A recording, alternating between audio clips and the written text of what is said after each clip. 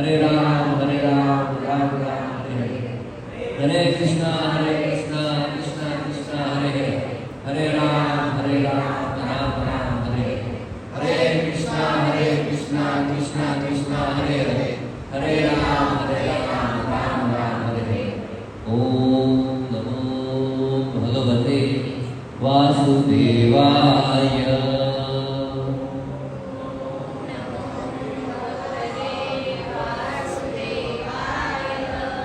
ओम नमो भगवते वासुदेवाय। ओम नमो भगवते वासुदेवाय। ओम नमो भगवते वासुदेवाय। ओम नमो भगवते वासुदेवाय। नारायणं नमस्कृत्यं नरं चैव नरोत्तमं देवीं सरस्वतीं व्यासं ततो जयामुदीरयेत्। नष्टप्रायेषु अभद्रेषु नित्यं भागवतसेवया भगवते उत्तम श्लोके भक्तिर्भवति नैष्ठिकी। हरे कृष्ण। हिंदी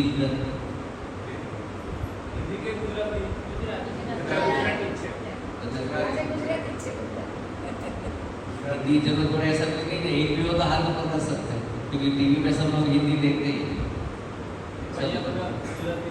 नहीं कदाच जो हिंदी जगह तो कोई टेंशन नहीं लेता, બધા સમજીને લેશે ને બધા ટીવી જોવે છે। हरे कृष्ण। तो आप सभी श्रोताजनों का हार्दिक स्वागत है इस प्रति शुक्रवार के प्रोग्राम में दादा दामोदर मंदिर में। बहुत अच्छा व्यवस्था है, बराबर सेटअप है, बढ़िया। तो इसकी बारिश में भी आप सब लोग आए, तो आटली वरसाद में आए हुए धन्यवाद ने पात्र जो તમારા બધાના સ્નેહ ચરણોમાં કોટી કોટી પ્રણામ કે તમે આવ્યા તો હું કંઈ બોલી શકીશ। એટલે હું થોડી તબિયત બી કરી નહોતો આવે તો થોડું પહોંચ કરી રહ્યો, એટલે મારે દર્શન થઈ ગયા છેલ્લી 2 મિનિટ પણ ભાગતા ભાગતા, અને કંઈ ભગવાન વિશે સાંભળશું આપણે। તો સતયુગે બદ્રીનાથ ધામ શા માટે જગન્નાથજી સૌથી વધુ પૂજનીય છે અથવા તો ઈષ્ટદેવ કહેવાય, ત્યાં સુધી આપણે પહેલાં વાત કરીએ થોડી કે એક શાસ્ત્રમાં એક શ્લોક છે કે સતયુગે બદ્રીનાથ ધામ, ત્રેતાયુગે રામેશ્વર ધામ, દ્વાપર યુગે દ્વારિકાપુરી ધામ, કલિયુગે જગન્નાથપુરી ધામ। સતયુગમાં બદ્રીનાથમાં નારાયણ રૂપે ભગવાન ઉપસ્થિત હતા સતયુગમાં। ત્રેતાયુગે રામેશ્વર ધામ, ત્રેતાયુગમાં રામચંદ્ર ભગવાન રામેશ્વર પર હતા, ત્યાં એમણે સેતુ બાંધવાની લીલાઓ કરી, ત્યાં મતલબ ત્રેતાયુગમાં રામેશ્વર ધામ પહેલી। દ્વાપર યુગે દ્વારિકાપુરી ધામ, દ્વારકામાં ભગવાન 100 વર્ષ સુધી રહ્યા, ભગવાન શ્રી કૃષ્ણ 100 વર્ષ દ્વારકામાં રહ્યા, અને દ્વાપર યુગે દ્વારિકાપુરી ધામ એટલે દ્વાપર યુગ શરૂ થયો ત્યારથી દ્વારકાનું મહત્વ છે, ભલે ઉપસ્થિત નહોતું છતાં પણ એ જગ્યાનું મહત્વ છે। તો દ્વાપર યુગે દ્વારિકાપુરી ધામ, કલિયુગે જગન્નાથપુરી ધામ। કળિયુગમાં જગન્નાથજી સાક્ષાત નારાયણ બ્રહ્મ સ્વરૂપે પ્રગટ છે ત્યાં, એટલે કળિયુગમાં જન્મ લીધો હોય અને જો તમે જગન્નાથપુરી ના ગયા હોય તો થોડો પ્રયાસ કરો, તમે તે રીતે એમ કે પ્રકારે એકવાર જગન્નાથપુરી જવું જોઈએ, કારણ કે સાક્ષાત ભગવાન છે।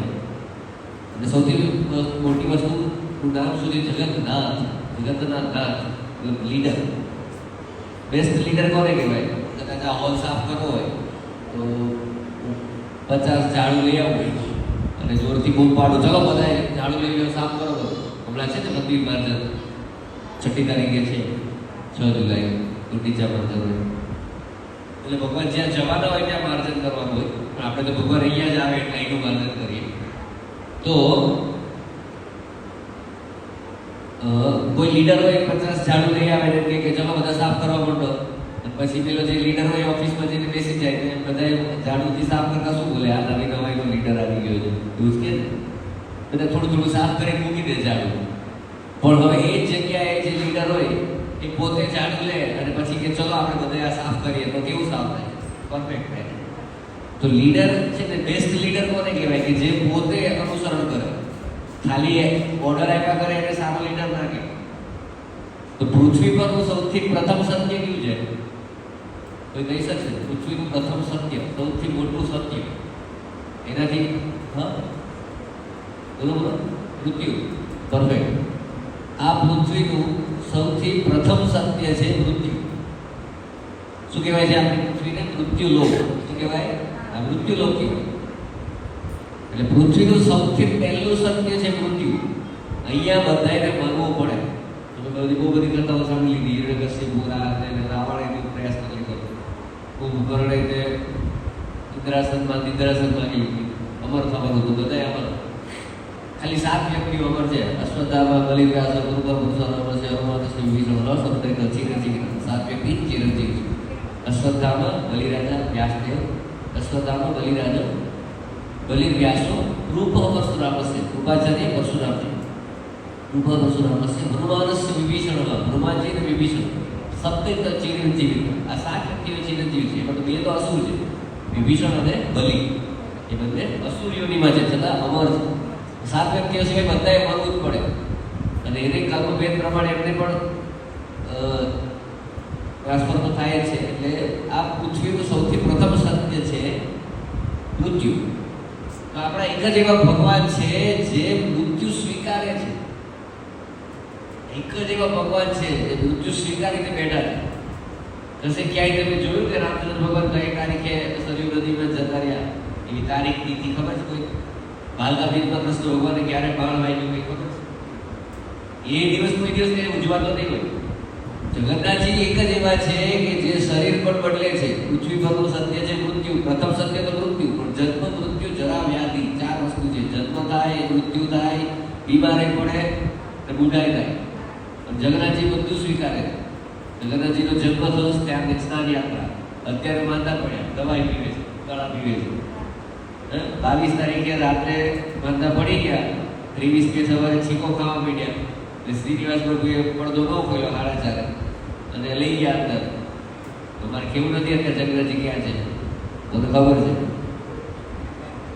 તો અત્યારે એની ટ્રીટમેન્ટ ચાલે છે, બરાબર. તો અત્યારે બધા ઉકાળા પીવે. ઉકાળા જેમના ઘરે જગન્નાથજી હોય પીવડાવવા પડે. પાણી હોય એમાં ગોળનું પાણી કરવાનું, એમાં તજ ભરી થોડુંક આદુ પીસીને નાખવાનું, ઉકાળવાનું. એ સવાર સાંજ ઉકાળો પીવડાવે. ઢીલી ખીચડી ખવડાવે. ફળગાવેલા મગ, કોપરું અને દાણા મને આખું કેળું અને મિક્સ કરીને ખવડાવવા હોય. તમે સવારે આવો 10 વાગે, કદાચ કંઈ કૃપા થાય તો મળી શકે. કોરોના વખતે મને બહુ લાભ મળ્યો. મારો ફ્રેન્ડ એને સામે જતો હતો. કોરોનામાં કોઈ આવતું જ નહોતું, તો બધો પ્રસાદ મળતો 15 દિવસ. પણ એ ભગવાનની એક લીલા છે. ભગવાન કોઈ દિવસ માંદા તો ના પડે. પણ આ 15 દિવસ એના છે ને કે વરસાદની શરૂઆત થતી હોય. ટેકનિકલી તમે સમજો કે આજ 15 દિવસમાં નવું પાણી આવે, વરસાદ ચાલુ થાય એટલે સિઝન ચેન્જ થાય. અને સૌથી વધારે લોકો આ 15 દિવસમાં જ બીમાર પડે. પાણીથી 23 તારીખથી મારી તબિયત તો ખરાબ જ થઈ ગઈ. તો આ 15 દિવસમાં જ બીમાર પડે બધા. હકીકતમાં ભગવાનને ખબર છે કે મારા ભક્તો હું જે ખાવા એ જ ખાશે. તો ભગવાન પોતે ઉકાળા પીવે કે હું ઉકાળા પીશ તો પછી પ્રસાદ લઈ લોકો પીશે. એટલે આ 15 દિવસ ખરેખર તમે રેગ્યુલર 15 દિવસ ઉકાળો પીવો ને તો આખું વર્ષ તમે માંદા ના પડો. તો ભગવાન જન્મ પણ લે છે, બીમારી પડે છે, સાઈઝ પણ વધે છે. 2015માં નબકલેવર થયું, હવે 2032માં કેમાં કંઈક છે. તો અધિકનો અષાઢ મહિનો આવે ને ત્યારે નબકલેવર હોય. કારણ કે વટ સાવિત્રી પૂનમ એ દિવસે ભગવાનને દોડાવે અને પછી ભગવાન માંદા પડી જાય. પછી જ્યેષ્ઠ મહિનાના બાકીના 15 દિવસ અને અષાઢ મહિનાની 1 તારીખે અષાઢી એકામે દાર ખુલે. 15 દિવસ સુધી ભગવાન ક્વોરન્ટાઇન થઈ જાય.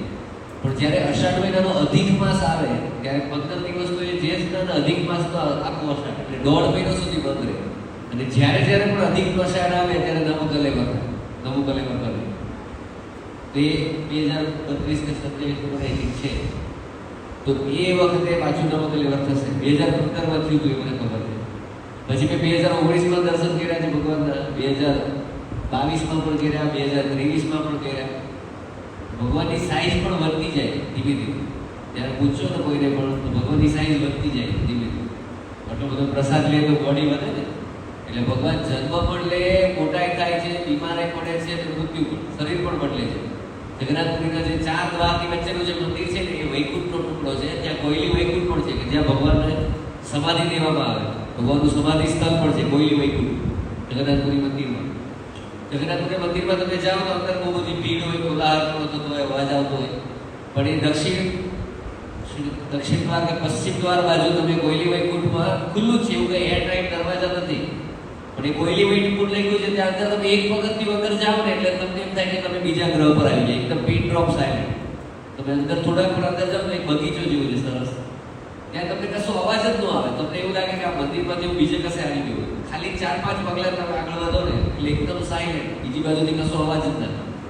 અને ત્યાં એક મોટું ઝાડ છે, નીચે 4 હાર રાખેલા હોય. અને જગન્નાથજી, બલરામજી, સુભદ્રાજી, બલરામજી અને સુદર્શન ચક્ર એ એના નિશાન હોય કે ભાઈ ત્યાં એમને સમાધિ આપવામાં આવી. એક સમય એવું થયું હતું કે 7 વર્ષની અંદર અધિક માસ આવી ગયો. 7 વર્ષમાં અધિક માસ આવી ગયો. કારણ કે એ બધી કળાથી થાય છે. હવે એવું કેટલું હોય જાન્યુઆરી, ફેબ્રુઆરી, માર્ચ, એપ્રિલ, 30, 29 એવું બધું નથી. આપણી એકદમ પરફેક્ટ ગણતરી છે. પૃથ્વીની આજુબાજુ ગ્રહ જે રીતે ફરે ને એ રીતે ગણના છે, બરાબર. અને ગ્રહ પૃથ્વી છે તેડી ઘૂમે છે એટલે એક્ઝેક્ટ 1 મહિનો એક્ઝેક્ટ વધે. કુંભ મેળાની આખી ગણતરી છે. એવી ગણતરી કોઈ સાયન્ટિસ્ટ એ લોકો પાસે નથી, અમેરિકા વાળા પાસે. અમેરિકામાં આપણે અત્યારે જોઈએ ને ચંદ્રગ્રહણ ક્યારે છે તો આપણે આમ જોતા હોઈએ મોબાઈલમાં કે ભાઈ ચંદ્રગ્રહણનો સમય શું છે, તો ભાઈ આ તારીખે છે, પછી એમ લખ્યું હોય આટલા તારીખથી આટલા તારીખ સુધી ચંદ્રગ્રહણ છે. પછી એમાં નીચે વાંચે ને કે all information is provided by NASA, national અમેરિકાની કંપની, national aeronautical space research organization. તો એ નાસા હોય તો નાસા વાળા આવ્યું એમ. પણ નાસામાં છે કોણ એ ખબર તમને કોઈ? નાસા કંપની અમેરિકાની છે જે આ બધા સેટેલાઇટ છોડે અને આ બધું ગણતરી કરે અને ગ્રહણ ક્યારે થાય ને બધી એક્ઝેક્ટ સેકન્ડ ગણીને આપી દે. નાસાના 100% કર્મચારીઓ છે ને એમાંથી 85% ભારતીય પૂર્ણ છે, ભારતીયો છે. અને બધા પ્યોર જ્યોતિષશાસ્ત્રીઓ છે. સૂટ પેન્ટ પહેરીને જ્યોતિષ જુએ, કપડા સૂટ પેન્ટ પહેરે છે, બહુ મસ્ત હાઈલી પેડ સેલેરી વાળા છે, પણ જ્યોતિષ છે પ્યોર. અને 15% જ અમેરિકાના છે ને એને ઝાડુ પોચા મારે.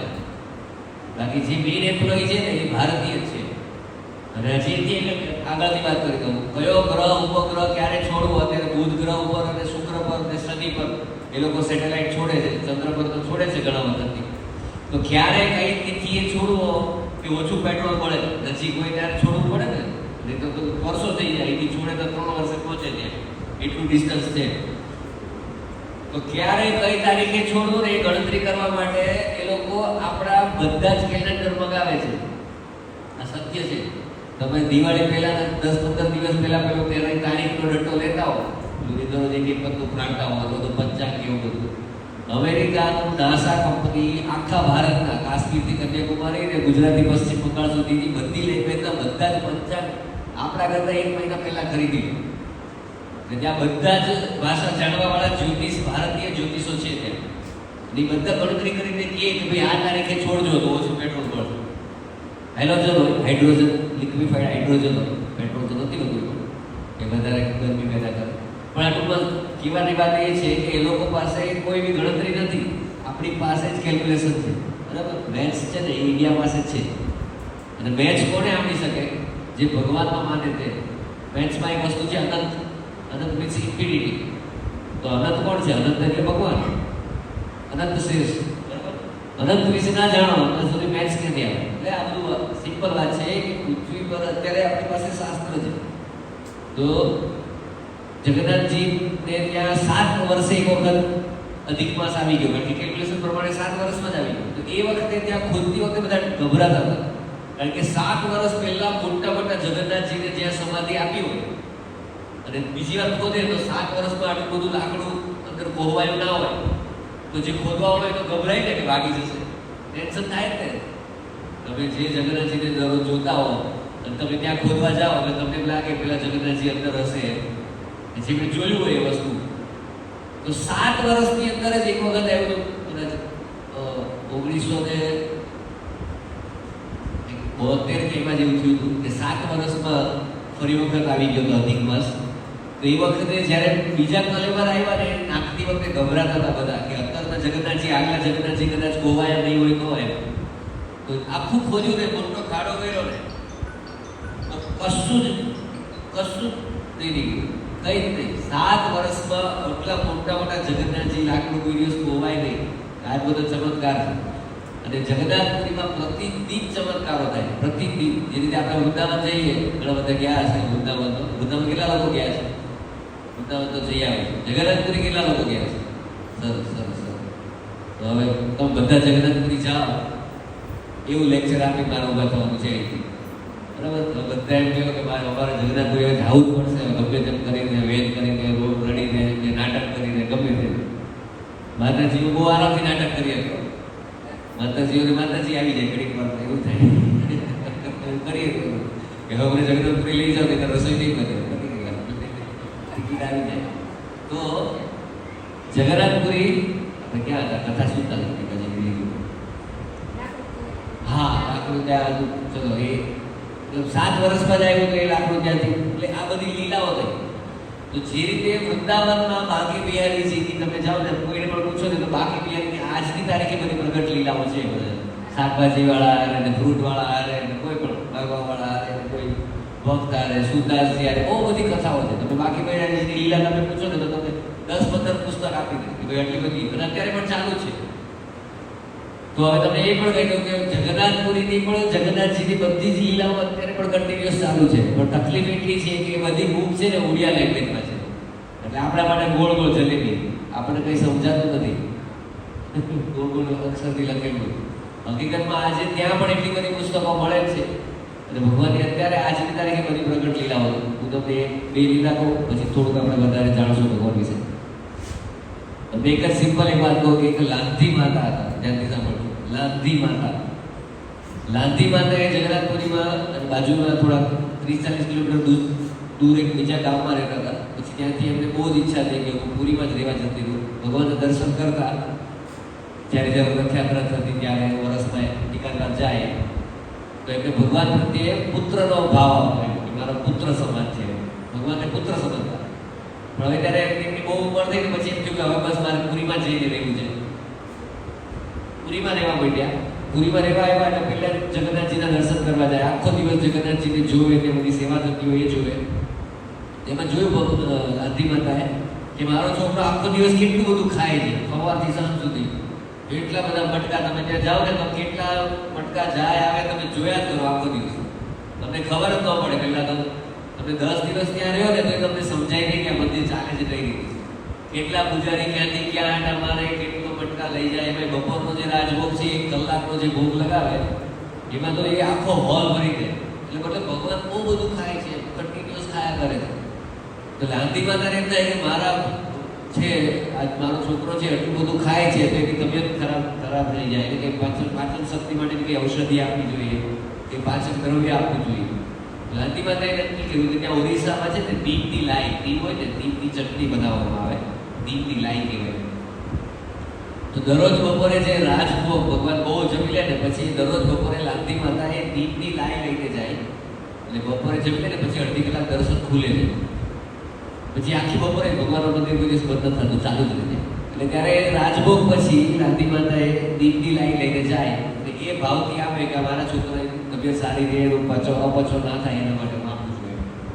જગન્નાથજીએ પણ સ્વીકારી લીધું કે આ મારા મમ્મી છે મારું એટલું ધ્યાન રાખે છે મારું પેટ બગડે નહીં એટલું. એટલે આ મને ભગવાને સ્વીકારે. પ્રતિદિન ભગવાને દીપની લાઈ દરરોજ રાહ જોવે કે આજે દીપની લાઈ મારે ખાવાની છે. એક દિવસ કેવું થયું કે લાંધી માતા બપોરના એ દીપની લાઈ લઈને પહોંચ્યા ત્યારે સિપાહીઓ ચારે બાજુ બધું ચોકી ફેરો હતો વધારે એક્સ્ટ્રા બધો. તો 2 સિપાહીઓએ એમને રોકી લીધા કે તમે શું આ બધું હાથમાં શું છે ક્યાં જવું છે તમે. એટલે લાંધી માતા કહે છે કે ભાઈ મારો છોકરો અંદર છે. કે કોણ તારો છોકરો? એ કહે છે કે પેલો મોટી આંખવાળો છે ને મારો છોકરો. એક વસ્તુ યાદ રાખજો કે જે ઓરિસ્સાના જે લોકો છે ને ભગવાને શું છે ખબર છે? ચાક્કાડોલા મોટા છે. તમારે ત્યાં જવાનું ચાક્કાડોલા પ્રભુ કી જય તમે કહો તો તમને અલગ ટ્રીટમેન્ટ હોય. જેમ અત્યારે હાઈસ્કૂલમાં કોઈ આવ્યું હોય જય રાધા દામોદર કહીએ તો ઠીક છે. બાકી બિહારીની જય ઠીક છે. પણ કોઈ અહીંયા આવીને બોલે જય શ્રી પ્રભુપાદ તો ખબર પડી જાય કે ભાઈ આ કંઈક ઘરનો માણસ છે એને સાઈડ પર લેવું. બાકી બિહારીમાં જાઓ ને તમે બાકી બિહારીમાં આખી બિહારી લાલ જય બધી બહુ નહીં પાડવાનું. ત્યાં તમે જાઓ તો શું બૂમ પાડવાની? સ્વામી હરિદાસ કી જય હો. એટલે તમને સ્પેશિયલ પેલો પૂજારી બોલાવીને લાડુ આપી દેશે, ગેરંટી. બરાબર? સ્વામી હરિદાસ. રાધારમણજી પાસે જાઓ તો ગોપાલ ભટ્ટલાલ કી જય એ બોલવાનું, એટલે તમને સ્પેસ મળી જાય આગળ જતા રહો તમે. બરાબર? હંમેશા યાદ રાખો. તો જગન્નાથજીમાં પણ જગન્નાથજીને ચાક્કા ડોલા કહેવાય. ચાક્કા ડોલા એ લોકો ઘરના સમજે છે ભગવાનની મોટી મોટી આંખ છે એટલે ચાક્કા ડોલા કહે. તો લાઠી માતા કે પેલો મોટી મોટી આંખ વાળો છે ને મારો છોકરો છે. પેલો સિપાહી કહે કે ભાઈ એ તારો છોકરો છે ને ભગવાન છે, જગન્નાથજી છે. તો કે હા હું એની માટે આ દવા લાવી છું. તો જોવે પેલો બીજો સિપાહી ને હાથમાંથી લઈ લે શું છે એમ રૂમાલથી ઢાંકીને લઈ જતા હોય તો જોવે તો નીમનું ચટણી બનાવેલી હોય ને એક લિક્વિડ હોય, લીમડાનું જોયું તો એકદમ કડવી કડવી સ્મેલ આવતી હોય. પેલા કહે કે ભાઈ આ શું છે? એટલે આ દીપની લાઈ છે, ભગવાનનું પેટ ના બગડે એટલા માટે. પેલો સિપાહી કે બધા ભગવાન માટે તો બધા અલગ અલગ વ્યંજન લાવતા હોય, સ્વીટ લાવતા હોય, મીઠાઈ લાવતા હોય, તો આ દીપની લાઈ કે આપો ને જતા રહો એમ કરીને અંદર નથી જવાતા. લાદી માતા દુઃખી થઈ જાય, દુઃખી થઈ જાય ઘરે જતા રહે, જમે પણ નહીં, દુઃખી કે આજ મારથી સેવા નહીં થઈ કે અત્યારે રાજા આવવાના છે, જતા રહો તમે એમ કરીને એને કાઢી મૂકે. લાદીમાં તો એવું વિચારે કે જો રાજા આવવાના હોય દર્શન કરવા માટે તો રાજા તો કંઈક વધારે પડતી કંઈક સ્વીટ ખવડાવશે, એટલે આજે તો ભગવાન વધારે ખાશે, આજે તો મારે દવા આપવી જ જોઈએ, આજે જ મારાથી સેવા નહીં થઈ. એટલે એકદમ વધારે દુઃખી થઈ ગયા. સાંજે પણ નહીં જેમાં એકદમ રડતા રડતા સૂઈ ગયા. જગન્નાથજી 10:30 જેવું પેલો પૂજારી મંદિર બંધ કરીને જાય ને એટલે જગન્નાથજી સીધા જાય લાદી માતાના ઘરે. લાદી માતાના ઘરે એકદમ પ્રકાશ થઈ જાય. લાદી માતા ખબર ના હોય કે સ્વપ્ન છે કે સાચું. લાદી માતાને કહે કે ભૈયા આજે મને છે કેમ ચટણી નહીં આપી, મને પેટમાં દુખે છે, મેં કેટલું બધું ખાધું. લાદી માતા તો રોડે મારતી આ મારા છોકરાને પેટમાં દુખે છે, એને આટલી બધી પીડા થાય છે, હું કંઈ સેવા નહીં કરી શકું. એ તો બહુ રડવા પડ્યા. જાગીને જોયું તો ચારે બાજુ પ્રકાશ હતો. જગન્નાથજી એમને રડતા મૂકી પાછા જતા રહ્યા. જગન્નાથજીનું બધું કામકાજ બહુ લાંબુ નહીં વિચારે ગઈ, એકદમ નિર્લેપ. જગન્નાથજી સીધા પેલા રાજાના ઘરે પહોંચી ગયા, રાજમહેલમાં. આ બાજુ લાદી માતા રડે. પછી રાજમહેલમાં પહોંચ્યા તો રાજાને તો જોરથી તાળું પીને જગાડ્યો. ઉઠ કે તું ગયો છે તું કે તારા તું આ પ્રદેશ રાજા સમજે છે, મેં તને આ સ્થાન આપ્યું છે કે તો મારા ભક્તોનું તું ધ્યાન રાખે. અને જેને હું માં સમજું છું એને તારા સિપાહીઓએ કાઢી મૂક્યા કે તું અત્યારે જે જા એની માફી માંગ અને એની રહેવાની વ્યવસ્થા કર. તો રાજા જેવો જાગે ને તો ચારે બાજુ પ્રકાશ હોય. રાજાને એમ થાય કે રાજાએ બધી વાત કરી મંત્રીને. તો મંત્રી સવારે બધા સિપાહીઓને બોલાવ્યા વહેલા 6 વાગે. બધા સિપાહીઓને પૂછ્યું જે મેઇન દ્વાર હોય સિંહ દ્વાર, તેના 2 જે સિપાહી હોય એને પૂછ્યું તો કે હા બપોરે 12 વાગે એક માતા આવ્યા હતા કંઈક લીમડાની ચટણી લઈને, એને નતા આવવા દીધા, તમારો આવવાનો સમય ગયો તો નહીં. તો રાજાએ તરત એ બધાને કીધું કે તમે જાઓ ને એને શોધીને લાવો, એનું ઘર ક્યાં છે એ શોધો અને પછી મને તરત કહો. પછી રાજા પેલા સિપાહીએ એનું ઘર શોધી લીધું. રાજા પોતે બંને સિપાહીને લઈને ત્યાં એના ઘરે ગયા. તો લાદી માતા તો ગભરાવા માંડ્યા કે કાલે તો સિપાહી ગુસ્સે થયા, આજે રાજા આવ્યા તો કઈ દંડ આપશે. તો રાજા કે તમે ગભરાવ નહીં. રાજા દંડવત કરે કે તમે ધન્ય છો, ભગવાન તમને માતા તરીકે સ્વીકારે છે, તમે ધન્ય છો, તમે ધન્ય છો એમ. રાજા દંડવત કરે. પેલા સિપાહી મંગેલા કે લાદી માતા કે ના આવું નહીં કરો, કે તમે શું લઈ જતા હતા ભગવાન માટે? તો બતાવે છે કે ભાઈ આવું દીપની લાઈ લઈ જતી. તો લાદી માતાને ત્યાં ભગવાન પશ્ચિમ દ્વાર આગળ એટલે રહેવાનો રૂમ આપે કે તમારે પ્રતિદિન એ તમારે દંડની લાઈ ભગવાનને ઓફર કરવાની. અને તમે જ્યારે બધા તમે શરીર છોડી દેશો છતાં પણ એ પ્રથા ચાલુ જ રહેશે. આજની તારીખે બપોરનો રાજભોગ પતે પછી જગન્નાથજીને દીપની લાઈ ધરાવવામાં આવે છે. આજે પણ અત્યારે સુધીની પ્રગટ લીલા સત્ય બરાબર. એટલે લાદી માતાને માતા તરીકે સ્વીકારે અને ભગવાન આજે પણ દીપની લાઈ લે છે. આ બધી આવી કથા છે. પાનવાળાની પણ કથા છે. એક પાનવાળો જગન્નાથપુરી 100 કિલોમીટરના કામ પર રહેતો હોય, પણ એનો બહુ બિઝનેસ ચાલતો ન હોય. તો એને કોઈ એવું કીધું કે જગન્નાથપુરીમાં જઈએ તો ત્યાં બધા બહુ યાત્રાળુઓ આવતા હોય છે, લોકો દર્શન કરવા આવતા હોય, ત્યાં થોડોક ધંધો વધારે ચાલશે એવું વિચારીને પાનવાળો જગન્નાથપુરીમાં રહેવાય અને જગન્નાથપુરીમાં પાનની દુકાન ખોલે. તો જે દિવસે પહેલો દિવસ પાનની દુકાન ખોલે તે દિવસે સારા પાનનું એક આખું મોટું ડબ્બું ભરીને સવારે જાય ભગવાન પાસે મંદિરે. એકદમ બેસ્ટ એકદમ આગળ પાન ને અંદર લવિંગ અને વરિયાળી ને સારી ઔષધિઓ બધી ગુલકંદ ને ભગવાનને ઠંડક મળે એના માટે. તમાકુ વાળું નહીં, બધું જોતો રહે પ્રભુ જે પાનનું કીધું એટલે આ બાજુ બોલું છું. હાજર છું કહું. બોલા પ્રભુ જે પાનનું આ પાડી દીધું એટલે પાન ખાવાનું હોય. તો એ પાનવાળાએ સારા સારા પાન લીધા, 15 જેટલા 10-15 જેટલા પાન લીધા અને પાન લઈને જાય છે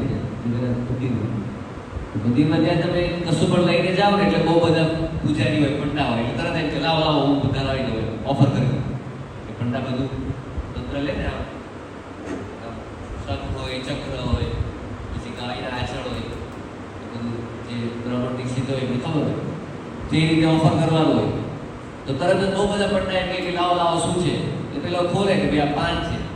પાન થોડી ભગવાન થાય કે તો ને કીધું પાન તો ભગવાન ના કરે કે ભાઈ એવું એકદમ સરસ ઔષધિવાળું પાન. આપણા શરીરમાં એક એવી નસ છે ને કે જમ્યા પછી એક જ વાર ખુલે. એ વખતે પાન હોય ને, પાન વરિયાળી અને ગુલકંદ એવી વસ્તુ છે કે એ જ વખતે એ નસ ખુલે ને ત્યારે જ એનું રસ એમાં અંદર જાય. તમે આ જે ખાધું એની જે કંઈ ટોક્સિક હોય ને જતું રહે. વરિયાળી એક ઔષધિ છે, વરિયાળી છે, નાગરવેલનું પાન છે, ગુલકંદ છે, એ વેલિડ છે. આ પુષ્ટિમાર્ગીવાળા લોકોનું તો પાન હોય છે બહુ સરસ, ઠાકોરજીનું હોય છે, ધરાવે છે. તો એ મતલબ એવું નાખવાનું ભાઈ સુપારી તમાકુ નહીં. સુપારી પણ અમુક કન્ડિશનમાં નાખે છે પણ થોડીક લિમિટ પ્રમાણે. તો મતલબ એ રીતે પાન ખાવું જોઈએ, પાન ઔષધિમાં આવે. પેલો તો એવા ભાવથી લઈ ગયો કે ભગવાન એટલું બધું ખાય છે તો પાન ખાવાનું મજા આવે. આપણે ક્યારેક લગ્નમાં બહુ જમ્યા હોય તો પછી પાન ખાવાનું સારું લાગે. તો એટલે દુઃખી થઈ જાય કે ઠીક છે મેં ભગવાનને પાન દઈશું કે લાવે ને પછી ત્યાં મૂકી દે, ભગવાનનો ફોટો હોય ત્યાં રાખી દે પાન અને દુકાન ચાલુ કરી દે. હવે સાંજ થાય ને એટલે જગન્નાથજી 10:30 થાય, એટલે પૂજારી બંધ કરે. જગન્નાથજી આમ છે ને મોઢું વાંકું કરીને બેઠા હોય. બલરામજી જોવે જગ્યા કેમ કે મોઢું આમ રાખીને બેઠો કે શું તકલીફ નહીં. જગન્નાથજી કીધું મારો એકદમ ખાસ ભગત હતો, એકદમ સારા સારા 15 પાન લઈને આવ્યો હતો. મેં કે આ ઓલો પંડો એને અંદર જ નો આવવા દીધો. બલરામજી કે કઈ ટેન્શન નહીં, પાન જ ખાવું છે ને, હું છું ને, હું મોટો ભાઈ એમ. આપણે આ દરવાજો ખોલવાનો, પાછલા દરવાજાથી નીકળ્યા બંને સીધા ગામમાં પૂછ્યું કોઈ હમણાં નવી દુકાન કઈ ખુલી પાનની, પેલા દુકાને પહોંચી ગયા. પહેલો દિવસ હતો એનો.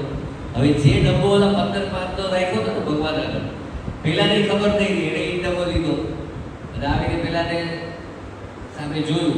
ભગવાનની તો રૂપ માધુર્ય બહુ જોરદાર છે. ભગવાનને 4 એક્સ્ટ્રા ક્વોલિટી છે: રસ માધુરી, રૂપ માધુરી, વેણુ માધુરી, લીલા માધુરી. 4 ક્વોલિટીઝ. મનુષ્યમાં 50 ક્વોલિટી, દેવી દેવતાઓમાં 54. મનુષ્યમાં 50, દેવી દેવતાઓમાં 54, શિવજીમાં 57, વિષ્ણુ અવતારોમાં 60 અને ભગવાન શ્રી કૃષ્ણમાં 64. આ બાયફર્કેશન એકદમ કાન ખુલ્લા રાખીને સાંભળજો ધ્યાનથી. આમાં ઇસ્કોન, સ્વામિનારાયણ સંપ્રદાય આ બધું કાંઈ નહીં, સાઈડ પર બધું પ્યોર ટેકનિકલ સમજાવું છું. મનુષ્યમાં 50 ક્વોલિટી હોય, 50 ક્વોલિટીથી વધારે ક્વોલિટી મનુષ્ય મેળવી ના શકે. દેવી દેવતાઓમાં 54, શિવજીમાં 57, વિષ્ણુ અવતારોમાં 60 અને કૃષ્ણમાં 64. એટલે કૃષ્ણ ભગવાન છે.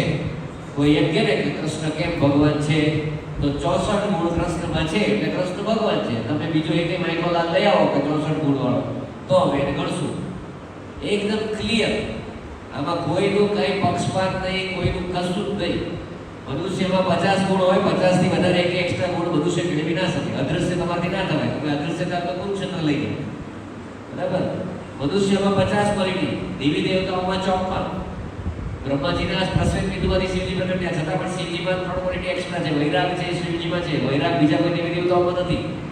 શિવજીમાં 3 એક્સ્ટ્રા ક્વોલિટી છે. શિવજીમાં 57, વિષ્ણુ અવતારોમાં 60, રામ, વરાહ, વામન, નરસિંહ, કુર્મ, મત્સ્ય આ બધા અવતારોમાં 60 ક્વોલિટી. પણ 64 ક્વોલિટી સાથે બને ઓનલી ખુદ ગબર. રસ માધુરી, રૂપ માધુરી, વેણુ માધુરી, લીલા માધુરી. આ 4 મને આવડે છે એટલે બોલ્યા ગયો, કારણ કે એ બીજા કોઈમાં નથી. રૂપ માધુરી, રસ માધુરી, વેણુ માધુરી. વેણુ એટલે વાંસળી. બીજા કોઈ વાંસળી વગાડે છે? તુલસી ભગવાન વાંસળી વગાડે? સારા ન લાગે. સિંહનું મોઢું વાંસળી, બાકી તો ફિટ સેટ ન થાય. તો કૃષ્ણ ભગવાન જ વાંસળી વગાડે. તો આ 4 extra quality only the one and only Krishna. હા, તો રસ માધુરી, લીલા માધુરી, વેણુ માધુરી, રૂપ માધુરી. 4 માધુરી મતલબ ગુણ. આ 4 એક્સ્ટ્રા ક્વોલિટી પ્રોપર્ટી છે જે ભગવાનમાં છે. ભગવાન બધાને ગમે, નાના છોકરાને ગમે, વડીલોને ગમે, પુરુષને ગમે, સ્ત્રીને ગમે, સદવાને વિધવાને બધાને. સ આકર્ષતા આ શ્રી કૃષ્ણ. જો એ બીજું લેક્ચર છે ત્યાં નથી જવું. તો ભગવાન આકર્ષિત કરે બધાને. તો કૃષ્ણ ભગવાને બલરામજી એટલું મસ્ત રૂપ ધારણ કરીને પેલા પાનવાળા પાસે ગયા ને પાનવાળાની સામે જોયું ને બધાને. પાનવાળો એકદમ જોઈ જ રહ્યો. પેલો ડબ્બો લીધો જે 15 પાન સારા હતા ને એ ભગવાને આપવા માંડ્યો. બલરામજી જગન્નાથજી આ મોટા મોઢામાં 3-4 પાન લઈ લીધા અને બધે જણા કે 7-8 પાન ખાઈ ગયા. કીધું પાન બહુ મસ્ત બનાવે, જતા રહ્યા. બીજે દિવસે સવારે પેલો ગણતરી કરે કે ભાઈ પહેલા દિવસે કેટલા પૈસા આવ્યા. ગણતરીમાં કઈ મિસ્ટેક થઈ કે 20-25 પાનની ગણતરી ભેગી નથી થતી. પછી યાદ આવે કે આ ઓલા 2 જણા આવ્યા હતા, રૂપાળ આવ્યા, ખબર નહીં એની માંથી પૈસા લેવા રહી ગયા. કઈ નવા સારા ગમતા લાગતા હતા, કાલે લઈ લેશું. જગન્નાથજી પહોંચી જાય પાછા સવારના મંદિરે, રાત્રે પાછા જતા રહે. બીજો દિવસ આખો દિવસ જાય. બીજે દિવસે પાછા જગન્નાથજી જોવે બલરામજી ગયા. બલરામજી ગયા ચાલો રેડી. 10:30 જેવું મંદિર બંધ થાય પાછું જગા બલ્લા નીકળે. પાછા ઓલા પાનવાળા પાસે, પાનવાળા યાદ રાખ્યું કે આજે પૈસા માંગીશ, પણ જેવા ભગવાન આવે ને સામું જોવે ને એટલે ભગવાનનું રૂપ સૌંદર્ય એટલું જોરદાર કે જોવે કે ભાઈ તું યાર પાન બહુ મસ્ત બનાવે, લાવ ને. તો પેલો પાન બનાવીને આપતો જાય એમ ખાતા જાય ભગવાન. પાછા બીજા દિવસે પણ જગન્નાથજી બલરામજી 7-8 પાન ખાઈ જાય, મોટા ગલપમાં 2-3 પાન ખાય.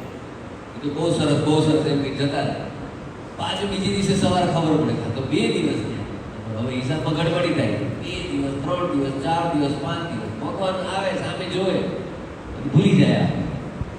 હવે એવું થયું કે 6-7 દિવસ થયા ને પછી એક વખત સવારે પૂજારીએ પટ ખોલ્યો. તો પટ ખોલ્યો સવારમાં તો જગન્નાથજીના બલરામજીના ખેસ ઉપર પાનના છીટા જોયા. પૂજારીએ ખેસ જોયો, આમાં જોયું કે આ છીટા પાનના છીટા એ ક્યાંથી આવ્યા. બધું ભોગ તો હું જ લગાવું આખો દિવસ, મને શું ધરાવે બધી મને ખબર. આવો લાલ ડાઘો તો પાન નો જોયો. એટલે પૂજારી સમજી જાય કે આ 2 જણા કશેક જાય છે રાત્રે. એટલે એ દિવસે શું કરે, બપોરનો રાજભોગ ઓફર કરે ને એટલે થોડી વાર એને થોડો અવકાશ હોય, સમય હોય. એટલે પેલો નીકળે પૂજારી ગામમાં પૂછવા માટે. એને ખબર પડે બધા પટનાને પૂછે તો કે ભાઈ 7-8 દિવસ પહેલા એક પાન વાળો આવ્યો તો એ પાન લઈને આવ્યો હતો ભગવાન માટે. આપણે કોઈ પટના એને ગુસ્સા નહોતો દીધો. આ સમજી જાય કે પેલો બહુ ભાવવાળો હૃદયવાળો ભક્ત છે ને ભગવાન એની પાસે પાન ખાવા જાય છે, શોધવો પડશે. પેલો પૂજારી બહુ હોશિયાર ભાઈ, શોધીને જોઈ લે કે ભાઈ નવો પાનવાળો છે એની પાસે જાય. એને પૂછે તો પેલો કે હા મારા જે પાન આપું. તો કે ના હું પાન ન ખાઉં. કે વાત તને વાત પૂછવી છે. પૂછો ને તારી સાથે કંઈ બનાવ બને છે અહીંયા તું આવ્યો ત્યારથી. પેલો કે હા દરરોજ કે 2 જણા આવે છે રાત્રે તો મને પૈસા નથી આપતા. દરરોજ 10-15 પાન ખાઈને જતા રહે. પેલો કે કેવા દેખાય છે? તો કે એક કાળો ને ગોરો, એટલા રૂપાળા દેખાય ને સમજી જાય કે આ ભગવાન જ છે. તો પેલો પૂજારી પછી એને બરાબર શીખવાડે કે જો તારા બધા પૈસા લેવા છે. પેલો કે હા હું નાનો ગરીબ માણસ છું, આ દરરોજ તો હિસાબ ગડબડી થાય છે. કે મૂળગા પૈસા કમાવાનું સાઈડ ઉપર દરરોજ 10-15 પાન જતા રહે તો મારા પછી બહુ ખોટ જાય. તો કે હું તને એક યુક્તિ કહું તો જ તારે પૈસા મળશે તમને. પેલો કે મહારાજ તમે જેમ કહો એમ કરીશ. પેલો કે કેટલા વાગે આવે? કે 10:30 પછી આવે, 11:15 જેવું થાય ને પૂજારી સમજી જાય. જેવો સવાર 10:20-25 બંધ થાય ત્યાંથી ચાલતા એટલી વાર લાગે એટલે સમજી જાય કે બરાબર છે. તું એક કામ કરજે, આજે છે એની સામે નહીં જોતો તું, એનું મોઢું જોઈશ ને તો તને કે હા હું જેવું મોઢું જોઉં બધું ભૂલી જાઉં. એનું મોઢું નીચું જ રાખજે. તું 10:30 થી મોઢું ઊંચું નહીં કરતો. ગમે તે બોલાવે ને મોઢું નીચું રાખજે. અને પછી જે કે એનો હાથ પકડી લેજે તું. અને હાથ પકડીને એમ કહે છે કે પહેલા પેમેન્ટ કરો પછી જ આપીશ. અને પછી બહુ એવું કંઈ કહે ને તો એની પાસેથી કોઈ વસ્તુ લઈ લેજે, તારું બધું પેમેન્ટ હું કરાવી દઈશ. પેલો પૂજારી બરાબર સમજાવીને જતો રહ્યો. એ દિવસે પાછું ભગવાન પરફેક્ટ બધું આખો દિવસનો બધો ગ્રહણ કરીને 10:30 થાય એટલે હવે તો રૂટીન થઈ ગયું. ભગવાન રેડી જ હોય. જેવો પેલો દરવાજો બંધ કરે જગન્નાથજી બલરામજી નીકળે પેલા પાનવાળા પાસે પહોંચી ગયા. પાનવાળો 10:30 જોયે ને નીચે જ જોયા, પાન બધા ઊંચું થઈ ગયું. જેવા ત્યાં પહોંચે ને તો ઊંચું થઈ ગયું. બલરામજી કહે કે ભાઈ પાન બનાવો. પેલો અવાજ પરથી ખબર પડી જાય તો કે પેલા મારા પૈસા આપો. કે 7-8 દિવસથી પૈસા બાકી. તો કે પૈસા તો ક્યાં આવે, તું ભલે પાન બનાવ, તું પાન કેટલા સરસ બનાવે છે. આ મારો ભાઈ છે ને તારા પાન બહુ ભાવે છે. કે ના, જગન્નાથજી સમજી જાય કે આ પૂજારી આવ્યો છે, આ શીખવાડી દીધેલો માણસ છે બરાબર. ઓકે બલરામજી આમ હાથ કે ભાઈ તું પહેલા યાર ભાણ બનાવજો, હું કોઈને એટલી બધી આજીજી નથી કરતો, કારણ કે શંકરસન છે એક સેકન્ડમાં આખું બ્રહ્મ નામ થી એવું કરતા કે બી અને હાથ છોડતા હોય, ભાઈ તું પાન બનાવ તો મારા ભાઈને પાન ખાવું. ઓકે ને એટલે બલરામ જગન્નાથજી એને કે ભાઈ તું પાન બનાવ, મારે ખાવું છે. તો હા જગન્નાથજીનો હાથ પકડી લે, કારણ કે પેલા પૂજારીએ કીધું એક તું હાથ પકડી લેજે, એટલે જેવું આમ હાથ અડાડે ને એટલે પેલા જગન્નાથજીનો હાથ પકડી લે. તો હવે આ હાથ નહીં છોડું. બલરામજી કે તું છોડી દે, સારો માણસ છે, પાન બનાવ. તો કે ના પેલા પેમેન્ટ કરો. જગન્નાથજીએ પોતાનો કેસ લીધો અને કીધું કે આ તું કેસ રાખ.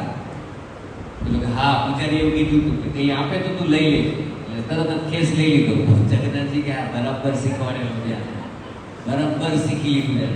એટલે પેલા કેસ લીધો ત્યાં જગન્નાથજીના ફોટા આગળ મૂકી દીધો, પછી પાન બનાવીને ખવડાવ્યો બરાબર. ભગવાન પાન ખાઈને આવ્યા મંદિરમાં. બીજે દિવસે સવારે પટ ખુલ્યા એટલે કેસ બેસી કેસ નહોતો, એટલે એ દિવસે પહેલો પૂજારી પાછો નહોતો.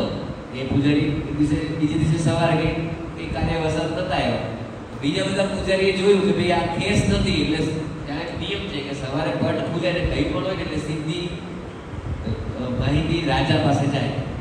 તો રાજાને ખબર પડી, રાજાને કીધું કે ભાઈ જગન્નાથજીનો કેસ એટલે એમાં સોનાના તાર, સોનાના તારથી બનેલો કેસ, જેની બોર્ડર છે ને સોનાની, એ કોઈ ચોરી લીધો છે. તો રાજા તો સિપાહીઓ દોડાવે કે જાઓ ચેક કરો આખા ગામમાં ક્યાં છે. હવે આ પેલા તો પાનની દુકાનમાં ભગવાનના ફોટા આગળ કેસ રાખ્યો હોય, એટલે પેલા સિપાહીઓ જાય તો તરત જ પકડાઈ જાય. થોડીક વારમાં પેલા પાનવાળા પકડી લાવે. તો રાજા કઈ સોચે નહીં, સીધું પાનવાળાને કારાગૃહમાં નાખી દે. એટલી વારમાં તે દિવસે થોડા લેટ આવ્યો હોય, પેલો પૂજારી આવે, પૂજારીને ખબર પડે કે ભાઈ આ શું થયું, ભાઈ ભગવાનનો કેસ મળ્યો કે? તો કે ભાઈ એક પાનવાળા પાસે હતો. એટલે રાજા પેલો પૂજારી તરત જ રાજા પાસે જાય કે તમે એ પૂછો શું ઘટના બની છે, મને બધી ખબર છે. તો રાજા નથી માનતા. ત્યારે બે અલગ અલગ જગ્યાએ કથા એવી લીધી. એક જગ્યાએ એમ લખ્યું છે કે રાજા માની જાય, બીજી જગ્યાએ એવું છે કે રાજા નથી માનતા. રાજા બધી દિવસે સુઈ જાય, એ દિવસે રાત્રે જગન્નાથજી રાજાની પીઠ છાતી ઉપર બેસી જાય. રાજાને એક લાફો મારે જોરથી કે તું પાન મસાલા ખાય તો હું તને કઈ કહું છું, મેં ત્યાં પાન ખાધું તો એ મારા પાનવાળાને પકડી લીધો. અત્યારે તું જા અડધી રાતે એને છૂટો કર અને મારું આજ મને પ્રતિદિન પાન ખાવાની વ્યવસ્થા તું કર, એવું રાજાને કીધું. રાજા સવારે ઉઠ્યો ને તો ગાલ લાલ લાલ થઈ ગયો, તમાચો મારેલો હતો ભગવાન. સવારે ઉઠ્યો, પેલા પાનવાળાને હાથ જોડીને કારાગૃહમાંથી બહાર કાઢ્યો, પાછો એને પાનની દુકાનમાં એને ડેલી કીધું કે તારે બપોરે ને સાંજે બંને ટાઈમે જે મેઇન રાજભોગ, બપોરનો રાજભોગ ને રાતનો સંધ્યાભોગ, એ બંને ભોગ પછી ભગવાન માટે પાન તારે દરરોજ આજની તારીખે જગન્નાથજીને પાન ઓફર થાય છે. ત્યાંના બધા જ પૂજારી મોઢામાં પાન ખાઈને જ ઊભા હોય મંદિરની અંદર. આ જ એક એવા ભગવાન છે. અહીંયા કોઈ પૂજારી હોય ને અંદર કંઈ ખાઈ પણ નહીં શકે, કંઈ ખાય તો તરત કોગળા કરવાનું, સાઈડ ઉપર નાહી લેવું પડે, સ્નાન કરી લેવું પડે. અને કદાચ જમ્યા હોય ને તો એ કપડાં બદલીને સ્નાન કરીને અંદર સેવામાં જવાય. બીજા કોઈ પણ દુનિયાના કોઈ પણ મંદિરમાં, દેવી દેવતાઓમાં પણ, ભગવાન કૃષ્ણની સાઈડ પર વાત, દેવી દેવતાઓમાં પણ સ્નાન કરીને જવાય. ઇવન તમારે ભગવાનના વિગ્રહને સ્પર્શ કરવો હોય ને તો બાથરૂમ જઈને પણ સ્નાન કરવું પડે, કપડાં બદલવા પડે. બાથરૂમમાં, ટોયલેટમાં તો સ્નાન કરવાનું જ હોય, બાથરૂમ જઈને પણ જો વિગ્રહને ટચ કરવાની સેવા કરવાની હોય તો બાથરૂમ જઈને પણ સ્નાન કરવું પડે. ખાલી જગન્નાથપુરી એક જ એવી જગ્યા છે કે જેમાં તમને પડતા બધા મોઢામાં પાન ખાતા હોય, એની પાનની રેલા ઉતરતા હોય એટલે ભગવાન આગળ ઉભો હોય. જગન્નાથજી એક જ એવા છે, એટલા કૃપાળુ. હું પહેલી વાર ગયો તો મેં કીધું આ પાન ખાઈ છે અંદર, ત્યાં તો મેં કથા નથી સાંભળી, પછી સાંભળી. એટલે ત્યાં બધા જ પડતા પાન ખાતા હોય. આપણે કદાચ કોઈ પ્રસાદમાં આપી દે તો લઈ લે, એમ તો નહીં મળે. 500,000 રૂપિયા જાય તો એકાદું પાન મળશે. દિવ્ય છે બધું પાન. ત્યાં બાથરૂમની કુઈ પણ છે, એ ખબર છે કોઈને? ત્યાં જ બાથરૂમ થઈ શકે અંદર. જગન્નાથજી જેટલા કૃપાળુ કોઈ નહીં. ત્યાં જગન્નાથજી હું તો ત્યાં ગયો એક વખત સૂર્યગ્રહણ હતું, ચંદ્રગ્રહણ હતું. ત્યાં બરાબર ફાગણ મહિનામાં જે નવદીપ પરિક્રમા હોય છે એની પહેલાંનો જે હોય ને ત્યારે પૂર્ણિમા હોય, ત્યારે જે ગ્રહણ જોયું તો એ જ વખતે ત્યાં ગયા ત્યારે ગ્રહણ હતું. તો આપણે એમ કે ગ્રહણ હતું એટલે બધા મંદિરો બંધ જ હોય. અમે તો સાંજે ખાલી આંટો મારતા તો ખબર હોય દર્શન તો ખુલ્લા છે. દુનિયાના બધા મંદિર ગ્રહણ દરમિયાન ખુલ્લા હોય, જગન્નાથજીના બંધ હોય, જગન્નાથજીના દર્શન ખુલ્લા હોય. આખા ગ્રહણ દરમિયાન આખી રાત મંદિર ખુલ્લું રહ્યું અને જે 3:30 ગ્રહણ પૂરું થયું ત્યારે મંદિર બંધ થયું. મને પૂછ્યું ભોગ ના લાગતો હોય, કારણ કે ભગવાનનું દર્શન ખુલ્લા હોય ને તો કન્ટિન્યુઅસ ભોગ લાગે. ખાલી ગ્રહણ જ એવું છે કે ગ્રહણ વખતે ભગવાનના દર્શન ખુલ્લા હોય પણ ભોગ ના લાગતો હોય. તો પૂછ્યું પણ ભગવાન અત્યારે શું કરે એમ? બાકી તો આખો દિવસ ખાવાનું જ કામ કરે. કારણ કે ભગવાનને ખબર નથી, કળિયુગના જીવને શેની ખબર પડે? ખાલી ખાવાની ખબર પડે. એટલે ભગવાન એવું જ રાખ્યું કે આખો દિવસ ખાયા જ કરે. તો ગ્રહણ દરમિયાન ભગવાનને ઓફર ના થતું હોય કઈ. એટલે પૂછ્યું તું મેં પૂજારીને કે ભાઈ ભગવાન અત્યારે કરે શું? આ બીજા બધા મંદિર બંધ હોય. તો બીજા બધા મંદિર બંધ હોય, જગન્નાથજી અત્યારે ગ્રહણ, એટલે એ ગ્રહણને ખાતા. જે રાહુ છે એને ખાય ભગવાન જગન્નાથજી. અને જેવું બધા ગ્રહણ પછી બધા મંદિર ખુલે, બધું મંદિર સાફ કરી દે, ત્યારે જગન્નાથજી સૂઈ જાય. અને એ વખતે અમે જોયું હતું ત્યાં એક ઝાડુ મારવાવાળો સાફ કરીને ત્યાં સૂઈ ગયો, ભગવાનની સામે જ. દર્શન ખુલ્લા ભગવાન ત્યાં સૂઈ ગયો. કોઈ મંદિરમાં કોઈ જોવા દે તમે સૂઈ જજો ક્યારેક, ઉચકી બહાર મૂકી દેશે. આ જગન્નાથજી વિશેષ કૃપા. જગન્નાથજી એટલા માટે તે પૃથ્વી પર મને પહેલા રાખી દીધું, પણ મેં હમણાં નહીં કહું, પછી કહું. કારણ કે હવે પ્લેટફોર્મ કર્યું, તમે સમજ્યા ભગવાન કોણ છે, પછી તમને સમજાવે. એટલા માટે કે કદાચ આપણે બધી કંકોત્રીમાં લખતા હોય ને, એમાં ઈષ્ટદેવ ને કુળદેવી ને કુળદેવતા લખતા હોય ને કે અમારા કુળદેવી છે, ઈષ્ટદેવ. આખી પૃથ્વીના કળિયુગ માટેના ઈષ્ટદેવ છે ને જગન્નાથજી છે. જગન્નાથજી સિવાય બીજા કોઈ કૃપા નહીં કરે. બરાબર? જગન્નાથજી કશું જ કોઈ જાતનું બંધન નહીં. વિષ્ણુ ભગવાનના તો મંદિરમાં તમારે દંડવત કરવા જોઈએ, 4 પરિક્રમા કરો ત્યારે તમારું એક પ્રણામ કહેવાય. બરાબર? જગન્નાથપુરીમાં તમારે ખાલી જગન્નાથજીના ઊભા દર્શન, દંડવત પણ નથી લીધી. દંડવત એ નોટ રિક્વાયર્ડ. ખાલી આમ દર્શન કરવાના, આનંદ બજારમાં જવાનું, ત્યાં બેસીને પ્રસાદ લેવાનો. પાર્સલ નહીં હો, ત્યાં બેસીને આનંદ બજારમાં બેસીને પ્રસાદ લેવાનું અને પછી બહાર નીકળો. ઉત્કલ મહાત્મ્ય, ઉત્કલ પ્રદેશ કહેવાય ને, ઉત્કલ મહાત્મ્યમાં બ્રહ્માજી બોલે છે કે જે જીવ કળિયુગના જીવ જગન્નાથજીના દર્શન કરશે, દર્શન ખાલી આમ જ, દંડવત નહીં કે પંચાક પ્રણામ નહીં, ખાલી પ્રણામ કરશે, આનંદ બજારમાં પ્રસાદ લઈને બહાર નીકળશે ને એની હું પશ્ચિમ દ્વાર પર આરતી હું કરીશ. સ્વયં બ્રહ્માજી કહે છે ઇન્દ્ર છે ને એ દક્ષિણ દ્વાર પર ઊભા છે. તમે જેવા ત્યાં જઈને પ્રસાદ લઈને બહાર નીકળો એટલે ઇન્દ્ર અને બ્રહ્મા તમારી આરતી ઉતારે. અને દેખાતા નથી પણ કે જેટલા લોકો નીકળશે ને એ મારું એટલું કાર્ય છે કે હું ત્યાં આરતી ઉતારીશ. બ્રહ્માજી કહે છે કે આ સુદર્શન ચક્રને જોઈને દૂરથી કહે છે કે મને આ મંદિર વિશે મારા 4 મસ્તક છે. બ્રહ્માજીના 4 માથા છે ને, 4 મસ્તક દ્વારા પણ હું આને કહેવા વર્ણન નથી કરી શકતો. અને કળિયુગના જે જીવ આને દર્શન કરીને બહાર નીકળશે ને એના સૌભાગ્ય વિશે પણ હું વર્ણન નહીં કરી શકું. મારા 4 મુખથી પણ એટલું સૌભાગ્ય કહેવાય કે જે વ્યક્તિ કળિયુગમાં જગન્નાથપુરીમાં દર્શન કરીને પ્રસાદ લઈને બહાર નીકળે. એટલે જગન્નાથજી એટલા કૃપાળુ. તમને એમ લાગે કૃષ્ણ ભગવાને 16,108 રાણી, 30 કરોડ ગોપીઓ, કાંઈ ટાઈમ નથી એની પાસે. તમે 16 માળા કાંઈ થાય. અને રાધે રાધે રાધેજી તો બહુ દૂરની વાત છે.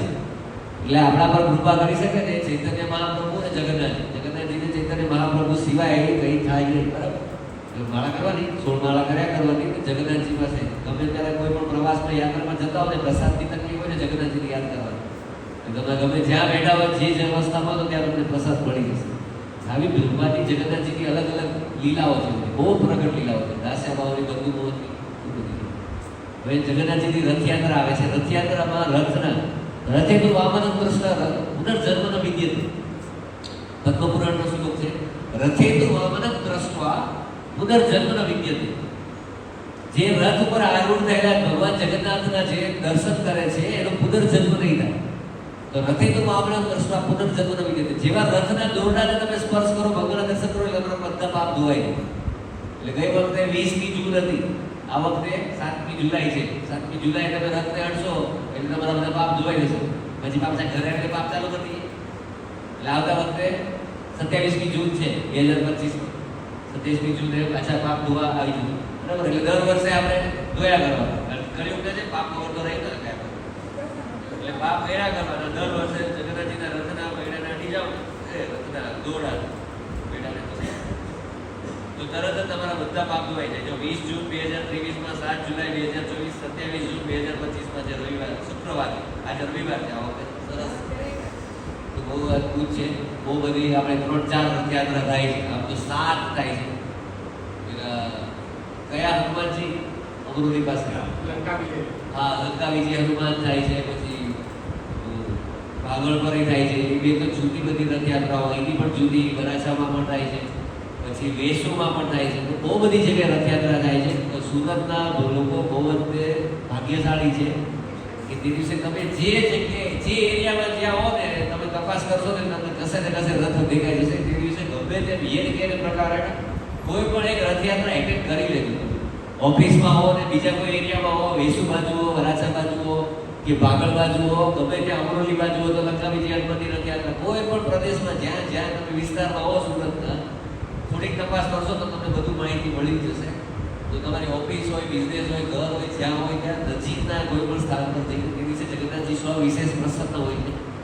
જગન્નાથજીના રથની પણ બહુ મહિમા છે. એના રથની પણ અલગ આખું જગન્નાથજીનો રથ છે ને, રથ બનાવવાની પણ પ્રોસિજર. કોઈ પણ જાતના ખીલ્લી કે ફેવિકોલ વગર રથ બને.